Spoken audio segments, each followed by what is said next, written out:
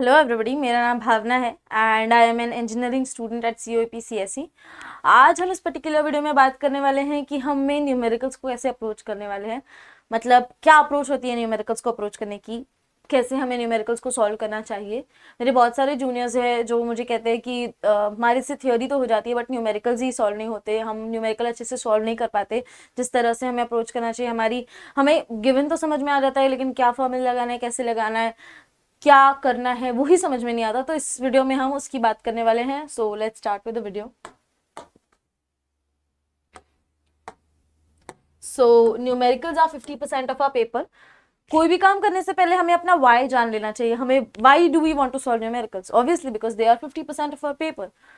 सो physics में numericals 40 से 50% के बीच में आते हैं, केमिस्ट्री में 25 से 30% और मैथ्स का तो पूरा पेपर ही न्यूमेरिकल होता है। मैथ्स में कभी थ्योरी क्वेश्चन आता ही नहीं है, right. So why to solve numericals? Because we want to score good in exams, right? So now let's come to how to solve numericals. So your problem solving roadmap, हमारा एक 7 step mechanism है जो मैं follow करती हूँ particularly numericals को solve करने के लिए। पहले तो मुझे क्वेश्चन को 3 टाइम पढ़ना है। अगर मुझे एक बार में 2 बार में नहीं समझ में आ रहा कि क्या हुआ, I have to read a question thrice. अगर 3 बार भी समझ में नहीं आ रहा, that means I have a knowledge gap. अगर मेरा तीसरी बार में मुझे क्वेश्चन फिर भी समझ में नहीं आ रहा, दैट मीन्स मुझे उस क्वेश्चन की पीछे की थ्योरी नहीं पता कि उसको कैसे सॉल्व करना है। ठीक है, अगर थ्योरी नहीं पता तो go back to basic, go back to theory, revise और फिर आके उस न्यूमेरिकल को अप्रोच कीजिए। स्टेप 2 इज टू एनालाइज कि दिया क्या गया है, what are the topics, which formula is to be used. अगर मुझे पता है कि कौन सा टॉपिक से कौन सा फॉर्मूला लगने वाला है, right the formula. Plan solution यानी given to find formula and then substitution, कैसे करने वाले आप वो लिखना है आपको। उसके बाद राइट गिवन डेटा, आपको गिवन डेटा लिखना है नीटली गिवन। आगे मैंने फॉर्मेट भी दिया हुआ है कि हमें कैसे अप्रोच करना है। फिर टू फाइंड, ऐसे सब चीजें हमें लिखनी है। Apply the formula, if you know the formula apply formula लिख के, फॉर्मूला के बाजू में फॉर्मूला लिखे v equals to ut plus half ft square, जो भी फॉर्मूला लगाना है। फॉर एग्जाम्पल मैंने बताया verify answer, check units magnitude and sign. ऐसा एक्सपेक्टेड होता है जनरली कि आप अपना आंसर SI यूनिट में दे। बोर्ड्स में ऐसा जनरली एग्जामिनर आपसे एक्सपेक्ट करता है कि आप अपना आंसर SI यूनिट में दे, because that's the standard unit. तो उसके बाद अपने फाइनल आंसर को एक बार रीचेक कर लीजिए and then you are done. So this is a 7 step mechanism जो मैं फॉलो करती हूँ। और एग्जामिनर भी यूजुअली ये एक्सपेक्ट कर रहा होता है कि आप गिवन लिखे, टू फाइंड लिखे, फॉर्मूला लिखे, सब्स्टिट्यूट करें, आंसर ले, और साइड में अगर लॉग कैलकुलेशंस यूज रहे तो रफ वर्क करके। If this is your paper, if this is your exam sheet, यहाँ पर एक लाइन मारिए रफ वर्क। मैं हमेशा अभी भी मैं इंजीनियरिंग एग्जाम्स में भी ये करती हूँ, रफ वर्क करके जितने भी कैलकुलेशंस हैं मैं वहां दिखाऊँ, ताकि जितनी हो सके उतनी ट्रांसपेरेंसी मेंटेन रहे हमारे और एग्जामिनर के बीच, और उतना ही सिस्टमैटिक उसको हमारा आंसर लगे, राइट। उसके बाद अंडरस्टैंडिंग इक्वल्स टू 70% सोल्यूशन। अगर आपको न्यूमेरिकल समझ में आ गया, आपको समझ में आ गया कि इसमें कौन सा फॉर्मूला लगेगा, क्या दिया गया, क्या फाइंड करना है, you are done. So calculation is not a big part. हम मैथ्स बचपन से सीखते हुए आ रहे हैं, राइट। तो calculation is not that difficult. हमारा मेन टारगेट होना चाहिए कि हमें न्यूमेरिकल समझना है। उसके लिए मैंने आपको बोला कि आपको 3 बार न्यूमेरिकल को रीड करना है, राइट। तो पहले तो इफेक्टिवली रीडिंग द न्यूमेरिकल 3 बार। अगर आपको समझ में आ रहा है और नहीं आ रहा है तो go back to basics, go back to theory and revise the theory.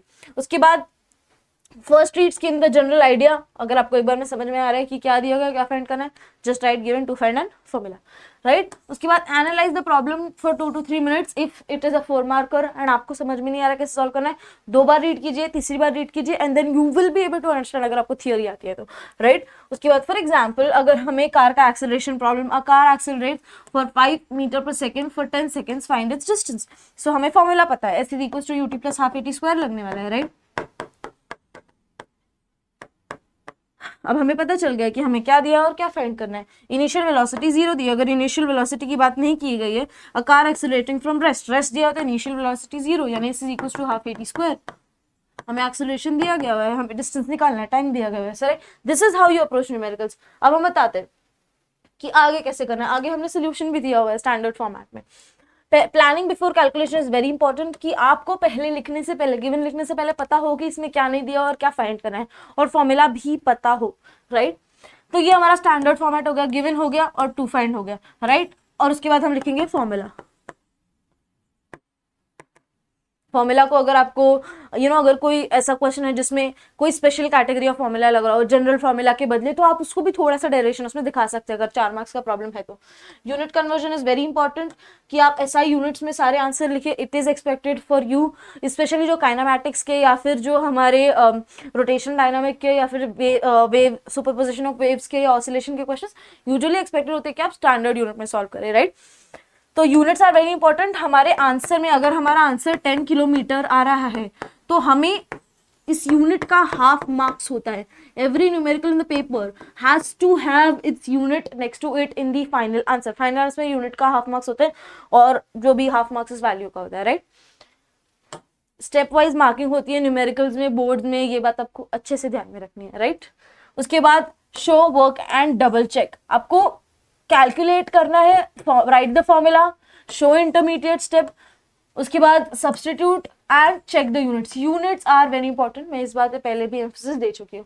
उसके बाद वेरिफिकेशन चेकलिस्ट, पहले यूनिट देखिए आपकी यूनिट करेक्ट है या नहीं, साइन देखिए साइन करेक्ट है या नहीं। कई बार हम ग्रेविटी को नेगेटिव कंसिडर कर लेते हैं अगर उस पर्टिकुलर प्रॉब्लम में, तो हमें पॉजिटिव कंसिडर करना है, नेगेटिव कंसिडर करना है। वर्क के प्रॉब्लम्स में, वर्क डन के प्रॉब्लम्स में पॉजिटिव नेगेटिव है, उसमें तो मैग्नीट्यूड पे ही हमारा आंसर डिपेंड करता है, राइट। It's very important. अगर हमारा जो हमारा जनरल कन्विक्शन है उससे हम उल्टा जा रहे हैं तो हमें मेंशन करना है that upwards is positive, downwards is negative, या फिर वर्क और जो थर्मोडायनेमिक्स में वो तो स्टैंडर्ड है, उसको हमें बिल्कुल चेंज नहीं करना है, राइट। मैग्नीट्यूड रीजनेबल, क्या 10 second is realistic, 250 metre is realistic, आपका करोड़ों में वैल्यूज आ रहा है। ऑब्वियसली अगर आपका मॉडर्न फिजिक्स में करोड़ों में आंसर आ रहा है that's pretty much expected, but आपकी 4 लाख किलोमीटर पर सेकंड आ रही है तो ये थोड़ा सा अनरीजनेबल आंसर है। जस्ट गो बैक और देखिए आपने कोई कैलकुलेशन मिस्टेक किया है नहीं, रीजनेबल वैल्यूज आनी चाहिए, राइट। उसके बाद alternative method, can I verify, अगर आपको पता है कि मैं अपना आंसर क्या इससे वेरीफाई कर सकता हूँ, जैसे b square equals to u square plus 2as, अगर मैं इस मेथड से वेरीफाई कर सकती हूँ, अगर कोई और वैल्यू दी गई है तो आई विल वेरीफाई, ताकि मैं मिस्टेक्स को एलिमिनेट कर सकूँ, right. Example verification you can see, right. Chemistry में मोल्स और स्टोइकोमेट्री में बहुत ज्यादा मिस्टेक्स होती है। पहले तो इक्वेशन को बैलेंस करना आना चाहिए। अब हम क्लास 12 के बोर्ड्स के लिए अपीयर करने जा रहे हैं तो it is expected for us to balance equation. ये बहुत ही बेसिक है, क्लास 11 में सिखाया जाता है। एक्सपेक्टेड होता है कि हमें इक्वेशंस को बैलेंस करना आ रहा हो। उसके बाद कैलकुलेट मोलार मास, फिर find moles for given mass, apply mole ratio, convert back to mass if needed. तो ये तो केमिस्ट्री की अप्रोच हो गई। जनरली हमें ऐसा करना होता है, हमें इक्वेशन को बैलेंस करना आना चाहिए केमिस्ट्री में, स्पेशली रेडॉक्स रिएक्शन वगैरह के अगर क्वेश्चन आते हैं तो। नाउ केमिस्ट्री के फॉर्मूलाज हैं M1V1 equals to M2V2 molarity का। उसके बाद ये इंपॉर्टेंट है pH equals to minus of log of H plus, right. 5 common mistakes जो बच्चे यूजुअली करते हैं while approaching a numerical are, पहले तो नो यूनिट शोन, इधर ही यू कैन लूज 1 और half marks depending upon the mood off the examiner. मतलब अगर आपका न्यूमेरिकल में आपको वो आंसर गलत आ रहा है, अगर आपको 4 मार्क्स का न्यूमेरिकल, अगर उसको आपकी थोड़ी बहुत मिस्टेक हुई है, वो आपको 3.5 देना चाहती है, बट आपने मेसी कर रखा है उसमें, फिर यूनिट भी मिसिंग है, तो आपको 3 या फिर 2.5 दे सकता है। So try to make your paper as clean as possible and units are very very important. उसके बाद स्किपिंग द स्टेप, बोर्ड्स में स्टेप वाइज मार्किंग होती है हर एक पर्टिकुलर स्टेप की, तो it's very very important for us to keep in mind कि स्टेप मार्किंग है, हर एक स्टेप को क्लियरली लिखना है। जैसे ही वो एग्जामिनर को वो स्टेप दिखता है, she ticks and she gives the marks. Okay, so it's very important कि हम स्टेप वाइज अच्छे से न्यूमेरिकल्स की वैल्यूज कैलकुलेट करें। उसके बाद given G equals to 10 instead of 9.8, अगर दिया गया है तो आपको वही अज्यूम करना है। अगर बोला गया है जी इक्वल्स टू 9.8 तो 9.8 ही लो, 10 लो मत, अप्रोक्सीमेशन करो मत, ठीक है। उसके बाद no final answer box, minor error से मार्क्स तो नहीं कटेंगे, बट इट्स इंपॉर्टेंट कि आप देयरफॉर लिख के एक छोटा सा बॉक्स बना दे so that it's easy for the examiner. So again they are not as mandatory, but ये आप करेंगे तो ऑब्वियसली आपके स्कोर पे असर पड़ेगा, आपको एक बेटर स्कोर मिलने का चांस है। आधा 1 मार्क्स एग्जामिनर से छूट जाता है हर क्वेश्चन में, एंड दैट इवेंचुअली आपके 3-4 मार्क्स बढ़ सकते हैं अगर आप सिस्टमैटिकली पेपर लिख रहे हैं तो, right. Exam strategy, time allocation आपका प्रॉपरली होना चाहिए। हर एक क्वेश्चन का आपको मॉक टेस्ट देते हो कि टाइम अलॉट कर लेना है कि अगर ऐसे टाइप का क्वेश्चन आ रहा है, 3 मार्क्स का क्वेश्चन आ रहा है तो कितना टाइम अलॉट करना है, 4 मार्क्स का क्वेश्चन आ रहा है तो वो कितना टाइम अलॉट करना है। Approach, do easy numericals first. Numericals की बात नहीं है, हर एक पर्टिकुलर थियोरी की भी बात है, न्यूमेरिकल्स की भी बात है, every type of question which can be asked. आपको इजी क्वेश्चंस को पहले अटेम्प्ट करना है। अगर आपको लगता है ये क्वेश्चन मुझे आता है, but there can be questions जो मैं इससे इजी है, जो मुझे लगता है कि इससे इजी है, एंड आई एम श्योर इतना कॉन्फिडेंट हूं मैं कि मैं ये कर लूंगा या कर लूंगी। सो इट्स वेरी इंपॉर्टेंट कि हम उन क्वेश्चंस को पहले अटेम्प्ट करें। एक मेंटल सेफ्टी भी जनरेट हो जाती है कि हाँ ठीक है, now I have done my paper, जितना मुझे आता था उतना, आप थोड़े डिफिकल्ट क्वेश्चंस को अप्रोच कर सके।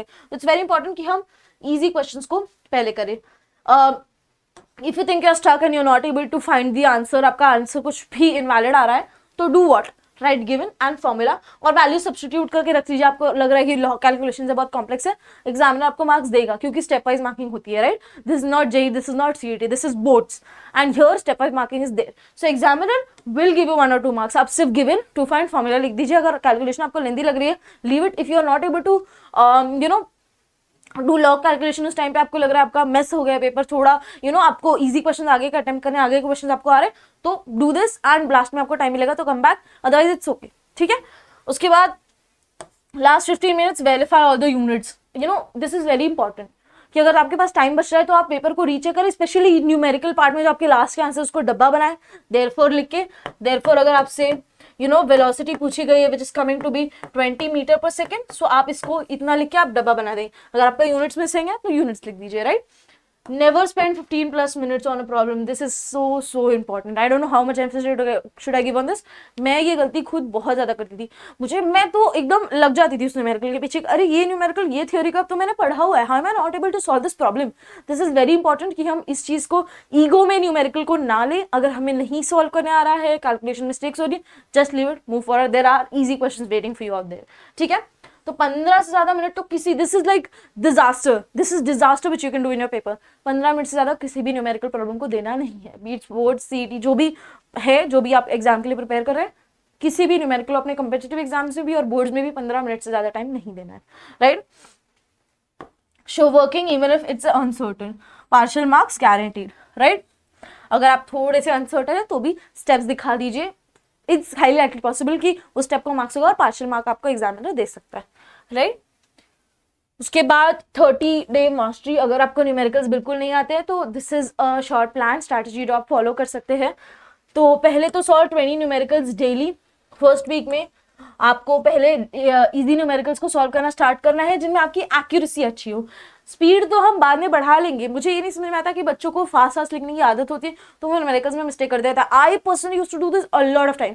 मैं स्पीड पे ही पता नहीं क्यों लगी रहती थी, मेरी एक्यूरेसी बहुत लो थी, बट देन आई रियलाइज कि speed doesn't even matter as long as your accuracy is above 90%, right. उस टाइम में हो रहा है तो ठीक है। तो स्पीड, आपको पेपर आधा घंटा जल्दी करके कुछ फायदा होने नहीं वाला। इट्स मोर इंपॉर्टेंट कि आप आंसर सही करें, ठीक है। तो हमें पहले से अपनी एक्यूरेसी 95% मेंटेन करनी है। पहले इजी क्वेश्चंस, आज से आप इजी क्वेश्चंस, आज 12 तारीख है और मैं 12 तारीख को ये वीडियो शूट कर रही हूँ, तो जब भी आपको ये वीडियो मिला, अगर आपको न्यूमेरिकल्स सॉल्व करने नहीं आ रहा तो ये 1 महीने का प्लान है जो आप फॉलो कर सकते हैं and you will master numericals. Trust me, you will be able to master them. अगर जितना भी इसमें बताया हुआ है आप करेंगे तो आपको 20 न्यूमेरिकल्स रोज सॉल्व करने हैं। फिजिक्स, केमिस्ट्री, मैथ्स, जो भी आपको अच्छा लगता है उसमें। यूजुअली फिजिक्स और केमिस्ट्री के, मैथ्स में तो आप पहले से कर ही रहे होंगे। 20 न्यूमेरिकल्स आपको रोज सॉल्व करना है विद एक्यूरेसी। इजी वाले पिक करिए, 1 मार्क्स वाले, 2 मार्क्स वाले, जिनमें डायरेक्ट फॉर्मूला सब्स्टिट्यूशन है, राइट। उसके बाद टाइम मैनर में न्यूमेरिकल्स को सॉल्व कीजिए, बिकॉज आप कोई भी एग्जाम दे रहे हो उसमें हमेशा एक टाइम लिमिट होती है, राइट। वीक 2, वीक 3 से वीक 4 की बात करें, सॉल्व 15 इजी न्यूमेरिकल्स तो आपको करते रहना है, उनमें ऐड ऑन करना है आपको 15 मीडियम लेवल न्यूमेरिकल्स, जिसमें आप 4 मिनट दे रहे होंगे हर प्रॉब्लम को एंड देन उसे सॉल्व कर रहे होंगे। उसके बाद वीक 5 एंड 6 में सॉल्व 2 कंप्लीट पेपर्स। आपको पूरे कंप्लीट मॉक टेस्ट सॉल्व करने हैं पूरे, वो भी टाइम मैनर में, राइट। ना सक्सेस फॉर्मूला, यानी आपको बिना न्यूमेरिकल सॉल्व किए आपका कुछ भी नहीं होने वाला। You will have to solve numericals no matter what. Now resources for all the good numericals would be your obviously question bank, जो कि प्रीवियस ईयर क्वेश्चन की होगी। उसके बाद अगर आप सीबीएसई से तो NCERT would be a good resource for you. अगर आप स्टेट बोर्ड से हैं तो Maharashtra state board text book would be very good, and specially इस टेक्स्ट बुक में भी मैं रिकमेंड करूंगी कि आप सॉल्व एग्जाम्पल अच्छे से अप्रोच करिए रादर देन मेकिंग अ फस आउट ऑफ इट। उसके बाद online coaching for doubt optional, अगर आपके पास ऑनलाइन रिसोर्स है कोई अवेलेबल, आप उसे भी एक्सेस कर सकते हैं। Now numericals you will get, numerical से प्रॉब्लम क्या है, क्योंकि मैं पर्टिकुलरली स्टेट बोर्ड वाले बच्चों की बात कर रही हूँ, मैं भी स्टेट बोर्ड की स्टूडेंट थी, और हम ट्रस्ट अस कि हमें 10वीं से पहले न्यूमेरिकल्स कभी कराए ही नहीं गए, हम जानते, हम स्किप करते थे, 3 से 6 मार्क्स के न्यूमेरिकल आते थे, वो भी ऑप्शन में, so we can score out of marks even if you don't know what numericals are, but 11th 12th में numericals become a very very integral part of our syllabus, तो हम उससे कंफर्टेबल ही नहीं होते, हमें न्यूमेरिकल देखकर ये होता है कि ये तो न्यूमेरिकल है, I won't be able to solve it, तो इट्स जस्ट दैट हमें थ्योरी आती है, हमें थोड़ा सा न्यूमेरिकल को टाइम देना है, उससे कंफर्टेबल होना है, and we will be able to solve them, easy numericals भी आते हैं बोर्ड्स में, right? So yeah this is it for this video, I have very beautiful quote to say, ये मैं अपने आप को हमेशा कहती हूँ, एंड आई होप आज के बाद आप भी अपने आप को हमेशा कहेंगे जब आप डीमोटिवेट होंगे तो। सो द कोट सेज, सभी को छोड़ खुद पर भरोसा किया मैंने, वो मैं जो मुझ में मरने को था उसे जिंदा कर लिया मैंने।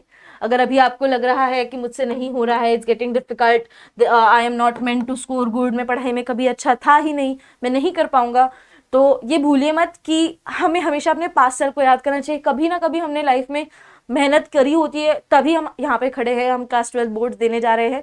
Everybody has achieved something in their lives, और हमें बस उस टाइम को याद करना है कि जब मैं मेहनत किया करता था या किया करती थी, तब मैं बिल्कुल डिस्ट्रैक्टेड नहीं थी, कोई दोस्त नहीं, कोई यार नहीं, कितनी फोकस्ड हुआ करती थी मैं।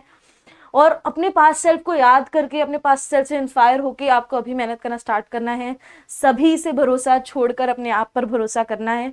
जो भी लोग कह रहे हैं, जो भी आपके दोस्त कह रहे हैं, just forget it, just focus on yourself and you will eventually win, because until you win it's not over, right? So yeah, this is it. Thank you so much. Keep learning and keep practicing, most importantly.